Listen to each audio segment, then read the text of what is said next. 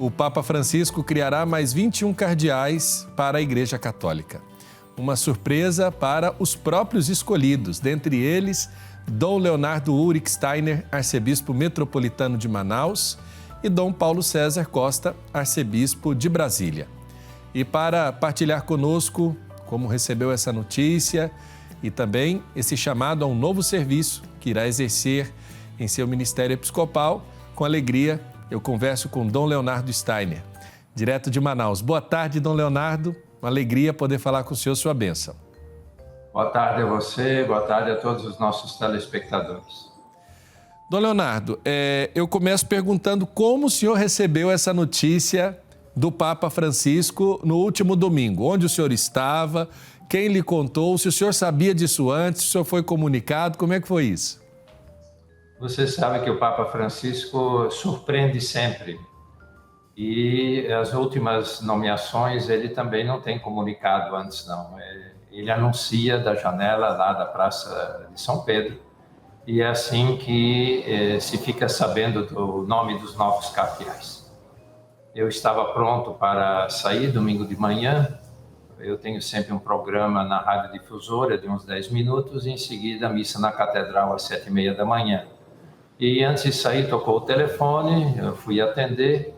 Era o Dom Paulo César de Brasília. E ele disse, pronto, eu disse a ele, pronto, Dom Paulo, como é que vai? Disse, nós somos cardeais. Eu disse, que é isso? Deixa de brincadeira, que brincadeira é essa? Ele falou, não. Eu pensei que ele estava ligando, porque tem um padre da arquidiocese aqui, que talvez tivesse alguma questão com a família do padre, mas ele dando então a notícia da minha nomeação. E no programa da rádio, o jornalista me perguntou, então o senhor foi nomeado cardeal? Eu disse, olha, eles estão falando, porque eu não sei, não ouvi o Papa falar.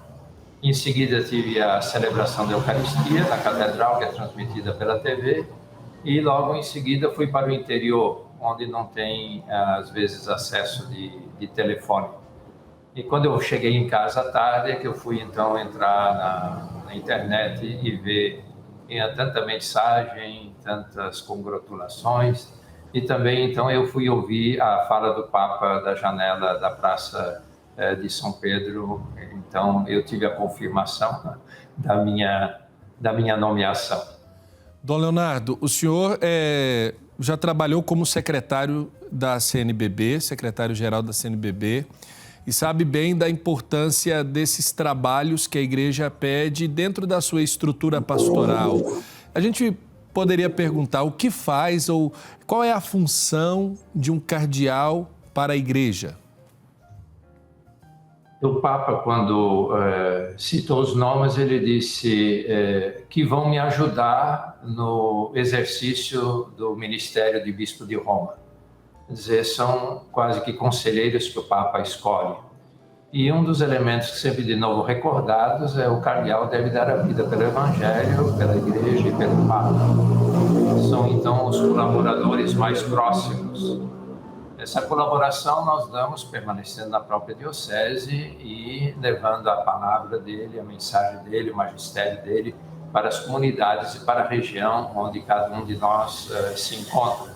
Mas também o Papa deve nomear os novos cardeais para alguma função na Cúria Romana, em plenárias, por exemplo, em diversas congregações. Isso tudo deverá ainda vir no futuro. No momento, estamos aí no aguardo para a celebração do dia 27 de agosto. Até lá, tudo continua igual. E depois também não haverá tanta mudança, não. É só um elemento de carinho da parte do Papa para com a nossa região da Amazônia. E também uma confiança da parte dele em relação ao serviço que cada um de nós pode prestar à Igreja. Dom Leonardo, o senhor melhor que eu sabe que a responsabilidade com certeza aumenta consideravelmente, porque o senhor é o primeiro cardeal nomeado da Amazônia brasileira. E o Papa tem feito acenos, o que me chama muito a atenção no pontificado do Papa Francisco, a nomeação de pastores, de bispos, onde a igreja está numa situação de fronteira, onde a igreja está numa situação de grandes desafios do ponto de vista mundial, nomeando cardeais em lugares onde a minoria cristã é uma realidade, nomeando cardeais na África e na Ásia. E o senhor é o primeiro cardeal da Amazônia brasileira. Qual é o significado que o senhor observa nessa nomeação e a leitura que o senhor faz desse chamado a um serviço, como o senhor bem disse, de maior responsabilidade na colaboração com o Papa Francisco? Veja, a sua colocação ajuda a compreender um pouco. Não é mérito de quem é nomeado, mas Papa Francisco tem se manifestado tantas vezes a respeito da Amazônia e tem demonstrado tanto afeto para com a Amazônia, convocou um sínodo para com a Amazônia, acompanha todas as questões da Amazônia, tem se manifestado também publicamente sobre a questão indígena, sobre a questão do desmatamento, sobre a questão climática da nossa região. Eu penso que o Papa, ao me nomear cardeal para essa região, está pensando de que ele possa estar mais presente e eu possa repercutir a sua voz, o seu magistério na nossa região. Eu sinto que os fiéis da nossa região, não só fiéis, mas também pessoas que não estão ligadas à igreja, demonstraram uma grande alegria com a nomeação, pensando que o Papa Francisco realmente se lembrou mais uma vez da Amazônia. Nós vivemos numa espécie de periferia, é verdade, aqui na região da Amazônia. Nós vivemos aqui numa situação de bastante conflito também, de dificuldades, mas não podemos esquecer que nós temos uma igreja muito viva, as pessoas são muito afetuosas, muito receptivas, é um povo muito caloroso, logo se sente em casa com o povo daqui, com as pessoas daqui. Então, tudo isso eu acho que o Papa levou em consideração e acabou nomeando um, que poderia ser um outro também, mas acabou nomeando o arcebispo de Manaus como cardeal. E, nesse sentido, eu estou muito contente e alegre por o Papa ter se lembrado da Amazônia, que a Amazônia está necessitada de apoio, a Amazônia está necessitada de um trabalho evangelizador em profundidade, mas também quando falamos de evangelizador, estamos pensando nas realidades muito concretas do meio ambiente, da casa comum, a realidade dos povos indígenas, dos nossos ribeirinhos e também questões políticas da nossa região. Dom Leonardo, nós temos acompanhado a caminhada do senhor enquanto pastor da igreja desde sua nomeação. E nos alegra muito o seu testemunho desde os tempos ainda em São Félix do Araguaia, depois como bispo auxiliar em Brasília e agora em Manaus. Uma das cenas que mais me marcou particularmente, e acredito que boa parte dos brasileiros, foi a de o senhor sentado, paramentado, à frente ali do portão de um cemitério de Manaus, visivelmente cansado depois de dar bênçãos quase que ininterruptamente por um longo espaço de tempo. Eu queria que o senhor desse um pouco esse testemunho. Como foi, enquanto pastor, atravessar esse momento que ainda não terminou da pandemia, numa região que foi tão desassistida e que serviu quase que como que de tubo de ensaio da irresponsabilidade de quem deveria cuidar da saúde no nosso país? Veja, padre, no tempo auge da pandemia, nós tivemos dificuldade de ser uma palavra de consolo, uma presença de consolo. Nós não tivemos oportunidade de nos despedir dos nossos entes queridos. Eu estive no cemitério com os 2 bispos auxiliares, uma irmã do padre que veio a falecer e um membro da comunidade. Só podiam entrar 5 pessoas para participar do enterro. Então, participando do enterro de um dos nossos padres diocesanos, eu sei quanta dor, quanto sofrimento dos familiares não poder se despedir. E nós precisávamos estar presentes. Nós precisávamos ser uma presença de consolo. Nós tínhamos pensado inicialmente de contactarmos aqueles que estavam ali trabalhando como coveiros, deve ter algum católico, nós pensamos, e ele podia fazer um momento de oração. Mas chegou um determinado momento, nós 3 bispos pensamos assim, não, acho que um de nós deve ir. Deve ir, passar lá o dia e ver, e depois tentar organizar com os padres e os diáconos. Foi o que foi feito. Aquela cena é do dia em que eu passei no cemitério, dando uma palavra de consolo, fazendo um momento de oração, porque as exéquias mesmo eram impossíveis, dado que um féretro ia após o outro, um corpo atrás do outro. Então não havia espaço de tempo, era benzer, uma água benta, um Pai Nosso, uma Ave Maria, e já vinha o seguinte. Então eu penso que foi um momento para nós, como bispos, para nós como padres, para nós como diáconos, foi um momento muito importante. E eu diria um momento muito rico das pessoas, poder dar uma palavra de consolo, sentir o sofrimento, a dor, a não despedida, e podermos fazer juntos um momento de oração. Era tão bonito ver as pessoas quando voltavam depois do momento do enterro, as pessoas passando e agradecendo, muito obrigado, muito obrigado, muito obrigado. Quer dizer, esse momento de um encontro na fé, um encontro de misericórdia, um encontro de consolo. E depois os padres ajudaram, os diáconos também, e na segunda onda também já estávamos melhor organizados.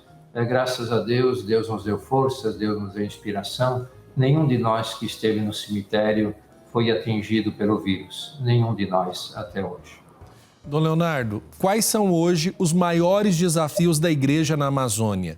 E aqui eu pergunto isso porque alguns veículos de comunicação internacionais já o chamam de o cardeal da Amazônia, lhe dando voz para elencar esses problemas que a Igreja aí passa e o que o senhor com certeza acompanha mais de perto e sabe posicionar, porque nós que estamos às vezes distantes não temos esse conhecimento daquilo que os pastores passam aí junto às comunidades. Talvez ressaltar mais uma vez a riqueza da nossa igreja que está na Amazônia. Nossa igreja é uma igreja rica na fé, rica em experiência religiosa, rica de solidariedade. Eu nunca vi tanta solidariedade como aqui no tempo da pandemia. É emocionante de ver a solidariedade, a caridade das pessoas. É claro, nós temos uma dificuldade muito grande, vocês como redentoristas estão aqui na Arquidiocese também, é atender as nossas comunidades. Não é só um problema da Arquidiocese de Manaus, das prelazias e dioceses de toda a Amazônia. Atender, nós somos mais de 1000 comunidades na Arquidiocese, como atender essas comunidades de maneira frequente, estar presente, como dar mais voz, mais oportunidade aos leigos, como inserir a vida religiosa ainda mais nesse processo evangelizador. Nós temos 48 irmãs que estão diretamente ligadas à pastoral e às comunidades, algo extraordinário, o esforço que os padres fazem, religiosos, diocesanos fazem, mas nós não temos pessoas suficientes, por exemplo, para a celebração da Eucaristia, para as celebrações dos sacramentos. Isso é uma aflição. É uma aflição. Quanto mais distante nós estamos das nossas comunidades, mais as nossas comunidades desanimam. Quanto mais próximos estamos, mais as comunidades são vibrantes e procuram viver a sua fé. E os leigos se sentem apoiados. Talvez tenhamos que repensar um pouquinho o nosso modo de presença nas comunidades. Isso eu diria assim como uma maneira de ver um pouco a nossa igreja, como se encontra na Amazônia. E talvez pensarmos em alguns ministérios, por exemplo, o ministério missionário. Temos em cada comunidade pessoas que realmente levam a palavra de Deus, visitam as famílias, ensinam o evangelho, introduzem as pessoas na vida cristã. Porque na África, em muitas comunidades, fazem os catequistas. Quanto às outras realidades onde nós estamos inseridos, e Papa Francisco o coloca tão bem na querida Amazônia, lembrando os 4 sonhos, as diferenças culturais que nós temos. É uma riqueza enorme, mas ao mesmo tempo também é uma dificuldade. Como assumirmos essas diferenças culturais? Como fazer com que essas experiências culturais permaneçam vivas e não morram? como esses povos todos que vivem na Amazônia continuem povos inteiros na sua língua, nas suas expressões religiosas, na sua fé, mas também nos seus costumes. Como fazer isso? É um grande desafio, é um grande desafio. O outro desafio é a questão social. Nós temos muita pobreza na nossa região. As comunidades ribeirinhas, as comunidades do interior, padre, elas têm o suficiente para comer. O grande problema é quando chega a saúde, a questão da saúde, isto é, a questão da doença. É uma dificuldade grande. Mas a nossa periferia, ao menos na cidade de Manaus, é bastante pobre. É uma periferia que se caracteriza pela violência. E na nossa região existe muita violência, muita violência. São alguns elementos e também essa agressão que vai acontecendo cada vez com maior intensidade contra o meio ambiente ou a casa comum, como diz Papa Francisco. Eu cito apenas um, que é a questão do garimpo. O garimpo tem avançado, tem entrado por terras indígenas, tem devastado a floresta, tem poluído os nossos rios, os rios poluídos de tal forma que a água já não é mais bebível e talvez não seja mais nem possível tomar banho de tanto mercúrio que a água tem para separar o ouro dos outros elementos. Esses são alguns problemas que temos enfrentado aqui como igreja, mas também com diversos organismos e entidades que fazem parte da nossa Amazônia. O senhor chegou a citar numa entrevista, e eu me lembro porque cheguei a ouvi-lo, que mães amamentam os seus filhos com leite com alta densidade de mercúrio, né? Isso. É uma verdade. No Rio Tapajós, a água tem muito mercúrio. Onde é o lugar onde eles lavam a roupa, onde tomam o seu banho, onde buscam a água, é do rio. E existe uma pesquisa, uma comprovação, até o Ministério Público está usando essa pesquisa para poder fazer denúncias, é que o leite materno está contaminado. E tem um fenômeno muito interessante, mas preocupante, pelo fato de tomar banho no rio, por exemplo, o mercúrio entraria pelo umbigo, por essa parte do corpo. E o grave de tudo isso é que o nosso organismo não consegue eliminar o mercúrio. Então permanece. Imagine uma criança desde a amamentação e depois com mercúrio no corpo. O que isso significa? Atrofiamento do cérebro, atrofiamento dos outros órgãos da criança ou do adolescente. Dom Leonardo, muito obrigado pela nossa conversa. Agora, o senhor com certeza deverá preparar suas malas, porque acredito que o senhor irá a Roma participar desse consistório. Quando deverá acontecer? Como é que serão os preparativos para esse momento com o Papa Francisco? Nós ainda temos, padre, a visita ad limina do Norte 1 e Noroeste, que acontecerá a partir do dia 20 deste mês. No dia 20 eu encontro com o Papa e depois visitaremos os dicastérios. Somente no final do mês de agosto, dia 27, que será a celebração. Claro, eu viajarei alguns dias antes, mas depois da celebração, o Papa está convocando os cardeais para 2 dias de reunião para conversar sobre a nova normatização da Cúria, organização da Cúria, pregai o Evangelho, que traduzindo o título do texto. Então, depois também da celebração, devo continuar ainda, todos os cardeais devem continuar em Roma por mais 2 dias, participando dessa reunião, onde o Papa vai apresentar o texto que regula, organiza e dinamiza a Cúria Romana. Dom Leonardo Steiner, o cardeal da Amazônia brasileira, muito obrigado pela oportunidade da nossa conversa. De modo especial, me sinto honrado em poder conversar com o senhor e parabéns pela nomeação. É mais missão para a vida do senhor. Muito obrigado pela oportunidade e que Deus o abençoe e abençoe a todos aqueles que nos acompanham.